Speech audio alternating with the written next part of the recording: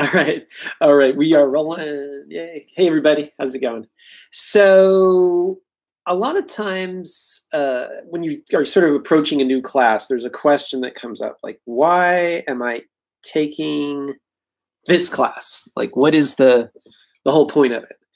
And, when you come to a public speaking class like this one, obviously the first reason that people get involved is because they want to meet a requirement for transfer or to graduate or something like that. So that's a good initial reason to get involved in a public speaking class. But the other idea, though, is that it is going to be a practical skill that you could use on the job, either in a job that you have now or a job you might have later. And so one thing that I had a student one time say to me is, well, Sammy, I don't really think I'm really happy with this and I'm happy with the job I'm going to get, but the job I'm going to get isn't going to involve public speaking. I'm just going to do that job.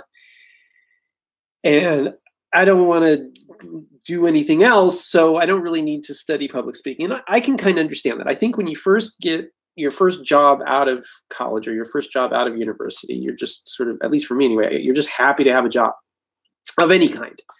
And then what happens is over time, you may find that you want something more of some kind. And that's where we get into the idea that you might go into management, and one of the ways to move up is to take speaking opportunities at work and do well at them. Your boss says, hey, Michael, you're in the research and development program. We need someone to report on what's happening there. Can you do it next week at the meeting? And you say, sure, and you do it well, and that's one way to move up. So, and where you start is not necessarily where you're going to end up either, okay? So this idea that we're going to be here and we're going to be here forever might not be the case. I mean, I used to work at Great America at one point. I worked as Scooby-Doo, believe it or not. Yes, I did. Scooby-Doo. Of course, I couldn't start as Scooby-Doo. When I went there, initially, I went to Great America, and I said, hey, I want to work as Scooby-Doo. And they said, no, you have to start out as a character escort. And I was like, what is that? And so what you do as a character escort is you walk around with the actual characters, and if someone needs you to take a picture of them with the character, you do that. But you also make sure that no one hits the characters or beats them up. Believe it or not, people think they're real cartoon characters and they hit them. And I guess there was a lot of Smurf beatings in the 80s. So I worked as a character escort, and no one beat up Scooby-Doo or the Smurfs or whoever I was watching. And it went really smoothly. So I was, yay, happy about that. And actually that year I won Best Escort, and they even made me Scooby-Doo at one point. So I got to work as Scooby-Doo, and it was great, and it was wonderful. But, where you start off is not necessarily where you're going to end up. I remember recently I went a couple years ago to the graduation for San Francisco State University, and it was held at AT&T Park, it was called at the time. And it was sold out, completely sold out, with grandmothers and cousins, everybody there seeing people graduate from San Francisco State. And the keynote speaker was a gentleman who actually had graduated from San Francisco State 20 years earlier, but was not able to attend his own graduation. I actually went to his graduation. I went there. My roommate at the time was graduating with her master's degree, so I was there for that. And so he missed his own graduation, though, because he was working. He couldn't get the day off work.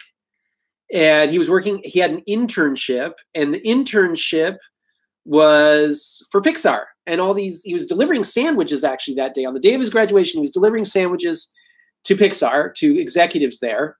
And all these years later, he still worked at Pixar, but now he's coming back to San Francisco State, going to graduation as the keynote speaker, but this time still at Pixar, but this time with an Academy Award for Inside Out. And so he was very excited and had a lot of success, but it started off delivering sandwiches. So you might think, oh, I'm going to start off, I'll always be delivering sandwiches. Well, maybe not. Maybe you'll move into something else. I've been to the Carnegie Deli in New York, where they have the best sandwiches in the world. And, if you have a good sandwich, people like sandwiches. You can get through any door, past any secretary. But what will you say when you get there? That's the question. So that's really kind of the key there, is just to keep in mind that element that even though now it might seem like public speaking isn't going to be a big part of your life, it could later be part of your life. And The essence of public speaking is that you're trying to get your ideas across in a clear and compelling way. In other words, you want to make sure that your ideas are not pushed off to the side, they're not ignored, they're not misunderstood, they're clear, and they're compelling enough that people, pay attention.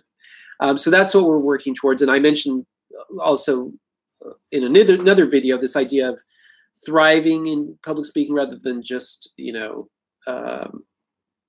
surviving. A lot of people say, I'm going to survive this speech. And what we encourage people to do is go towards thriving and striving and really doing your best to get your point across. And public speaking can actually be a lot of fun as well as a result of that. So that's the other reason I guess we do it. It's sort of fun to just connect with other people in that kind of way. So that's sort of a theme for us, is this idea that where you start is not where you'll end up. So, all right. Awesome. Have a great day. Thank you for watching my video.